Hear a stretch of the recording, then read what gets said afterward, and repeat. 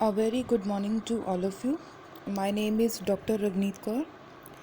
Today we are starting with a new chapter, or you can say a new subject, that is principles of banking. And the first topic of that subject is bank introduction and concepts. So, students, what are banks? If we talk about the banks, banks are the oldest, biggest, and fastest growing financial intermediaries in India. Today, banks are the part and parcel of our daily life. Banks meet the needs and requirements of farmers, businessmen, entrepreneurs, government, and other segments of the society. An economic crisis may be there in the country if the banks stop functioning for some days. So, first of all, we are starting with the introduction to banks. So, all commercial and your all industrial activities, commercial and industrial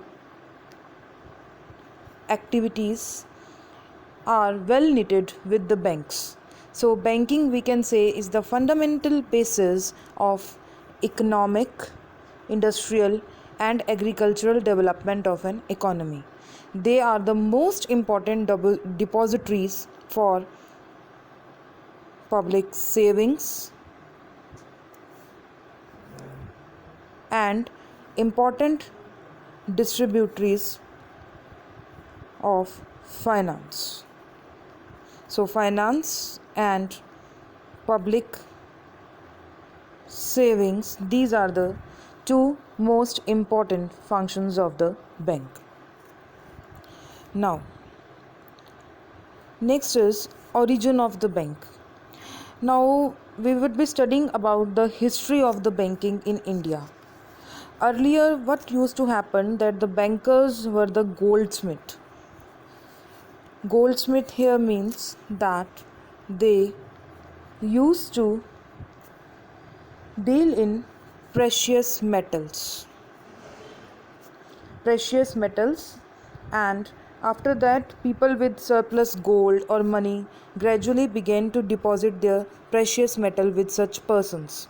Since everyone believed in the integrity and ability of these goldsmiths to honor the receipts which were issued, so the receipts gradually began to pass from one hand to another hand in discharge of obligations. So from here the history of the banks originated. After that came the banking in Egypt. So the banking was started in Egypt. In Egypt, grain were used as a form of money along with precious metals. Then in banking in India started during the Moira dynasty.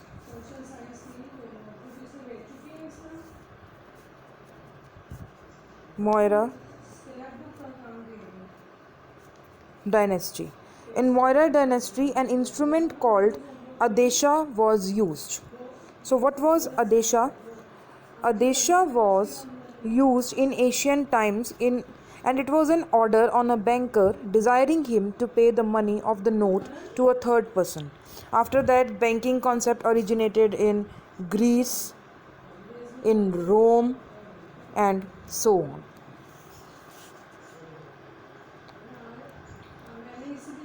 Now, meaning of bank. Bank refers to the institution that deals in money. The institution accepts deposits from the public and advances loan to those who are in need. So we can say that the bank is an institution, is an establishment for the custody of money, for your custody of money, and it pays out on customer order. So customer order is also an important factor which plays an important role in banking sector. So we can say that a bank collects money from those who have it to spare or save their income and lend the money to those who require it. So, broadly speaking, we can say that banking business implies receiving, consuming, and using the funds of the community. Now, next is characteristics of the bank. First is commercial establishment. Now, establishment means which deals in debts and money. Their objective is to make the profits. Second is accepting deposits. A bank accepts the deposits from the public. People can deposit their cash balances either in the form of fixed deposit account, current deposit account, saving deposit account, or RD, recurring deposit account. Third is repayment. Now, bank repays the accepted deposits to the true owner when required by him on demand or otherwise. Next is intermediary. Banks act as a financial intermediary in loans and debts. Then next is advancing loans, withdrawal by checks and drafts. The deposited money with the bank can be withdrawn through checks, drafts, through during the banking hours, and through the debit cards during any time. Next is advancing loans to the public. The bank can lend some money not required by the true owner to those who are in the need of money to earn interest. And last one is earning profits. Profit earning is the main aim of the bank. Profit of a bank is the difference between the rate of interest paid by the bank on the deposited money and rate of interest received by the bank on lending money. So these are all characteristics of banks. Now next is functions of bank. There are three functions of bank: primary functions, secondary functions, and development functions. Now one by one we would be studying about all these functions. Now first is primary functions. Primary functions we can say are the acid test functions of the bank. So in this, first function is accepting deposits. So this is the primary function of the bank, that it accepts deposits from the public. And this function is important because banks mainly depend on the funds deposited with them by the public.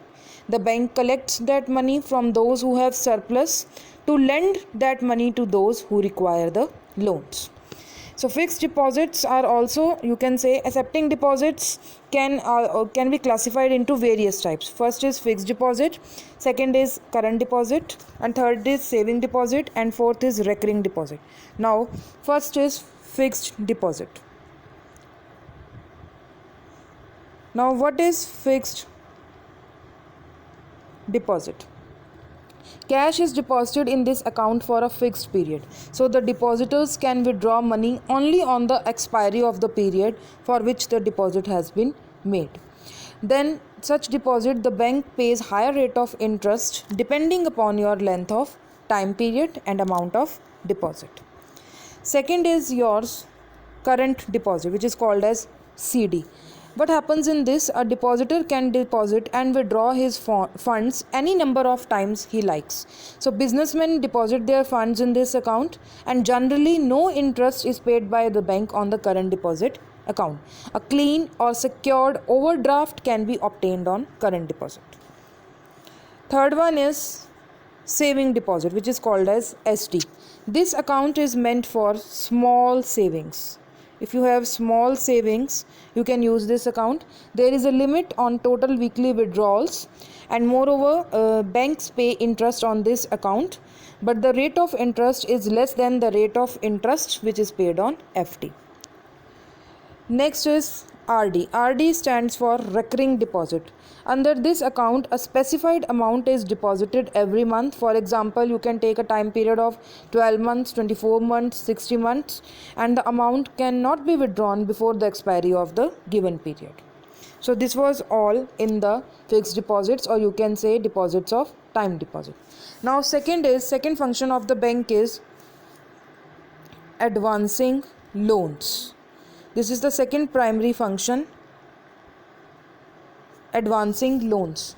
So advancing loans here means that the bank, a certain part of the cash which is received by the banks as deposits is kept by bank in the reserve form, and then remaining is given as a loan. So bank advances loan mostly for productive purposes against approved security. So bank advances loans of various types. There are various types of loans.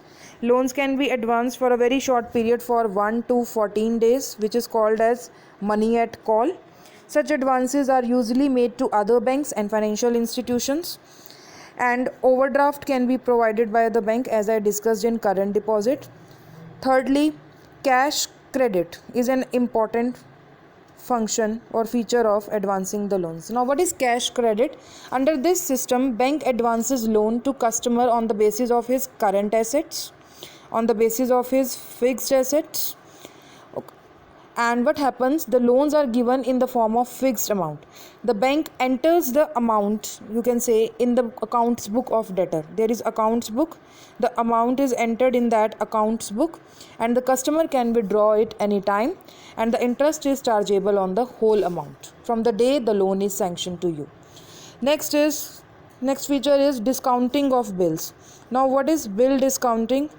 Many times you have heard this term, bill discounting.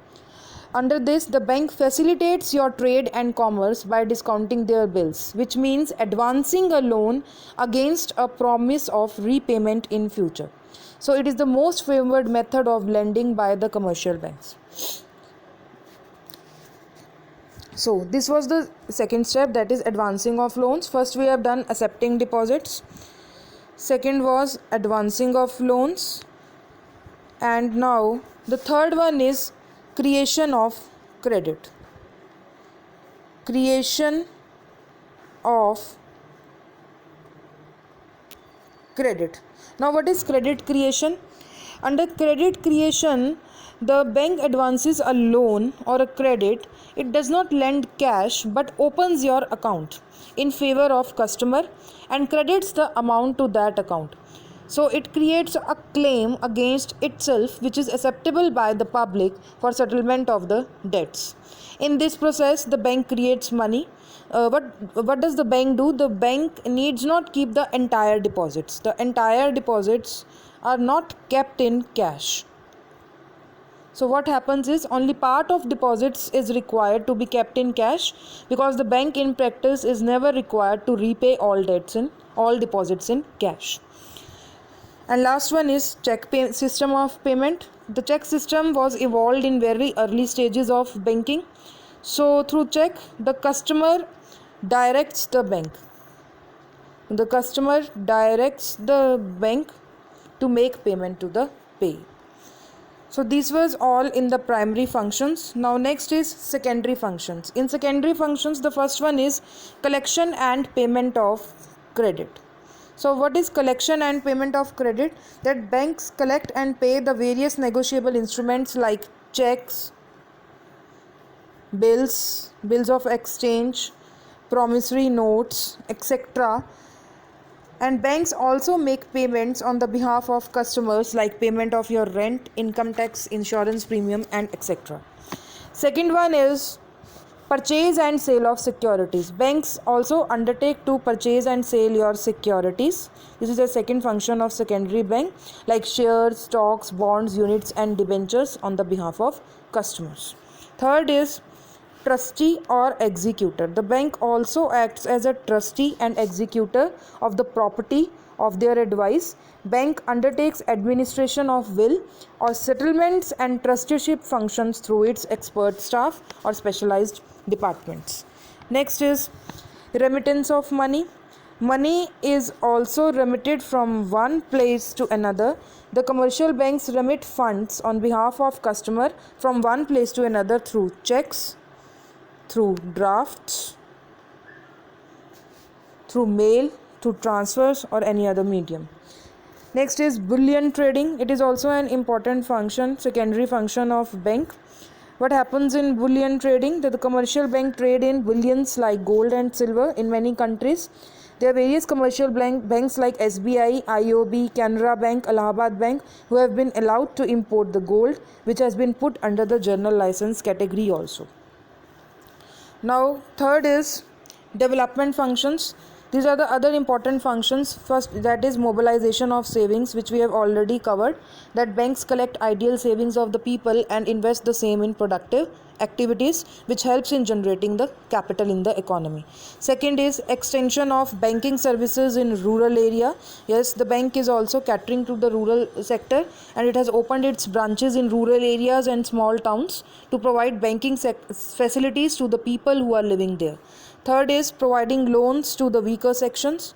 Bank is also providing loans to the weaker sections of the economy at a very low rate of interest. Weaker section means your small artisans, landless agricultural laborers and poor classes. And last is assistance to capital market, that the bank can take part in the capital market by giving long-term loans to your industry, to agriculture, small-scale industries, traders and transporters.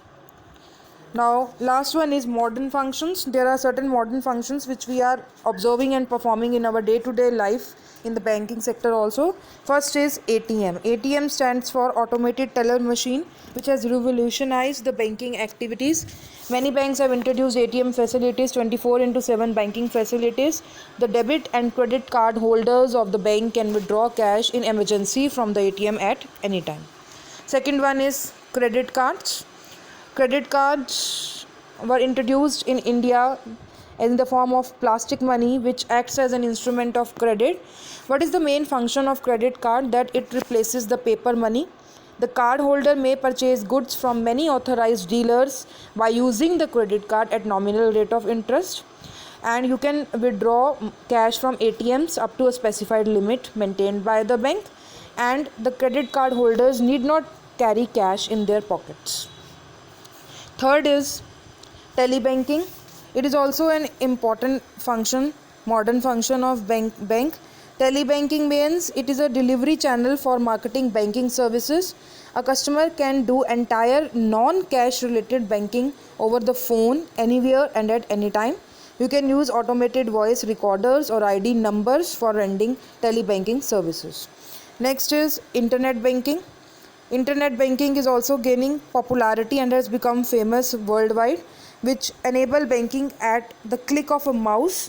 It is a platform for electronic delivery of your banking services to the customers, and customers of the bank with a PC, or you can say a browser, can have accounts to his bank's website and therefore perform various banking functions. So these were the modern functions and of the banks, and at last I would like to conclude that there are certain RBI guidelines which the bank have to follow to upgrade their customer services. So we would be studying these RBI guidelines in our next presentations, and what is the role of commercial banks in the economic development of the country. So today now we have covered the basic introduction, evolution of the banking system in India, and along with it what are the functions of the banks which are very important in the today's scenario. Thank you.